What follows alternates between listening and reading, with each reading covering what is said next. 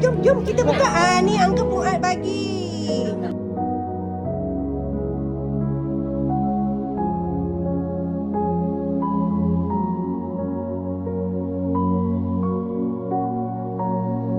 Pinjam boleh, pinjam. Boleh. Okay, hari ni kita ada koktel. Neni dia buat. Ini nek kocek dia. Ni nek kocek dia. Semualah nek kocek. Nek kocek dia yang terpaling. Sangat sedap lah ni kalau siapa yang buat ni. Sangat sedap. Mana macam orang yang buat dia. Tengoklah tu Neni dia.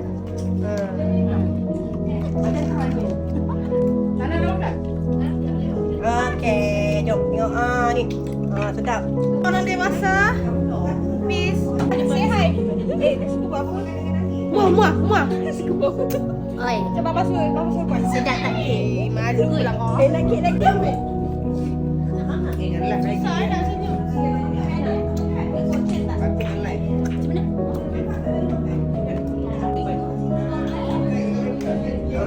Yaya. Dia sampai.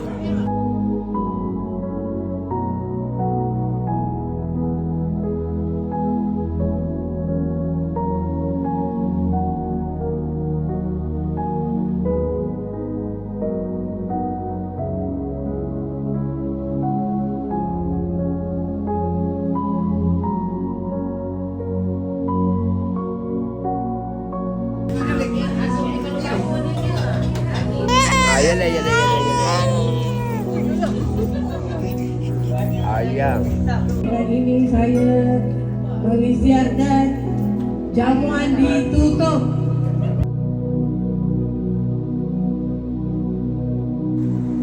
Bye.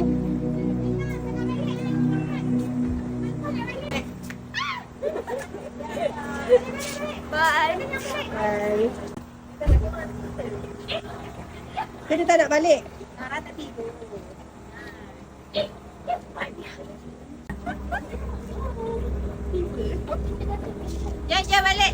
Jom balik. Jom kita balik. Jangan punya anak Hindustan ke? Yeah. Nak tinggal ke? Adik nak tinggal ke? Yaya nak tinggal ke? Boleh? Ni kocek pinjam boleh? Boleh lah, boleh enggak? Alah pinjam kejap je.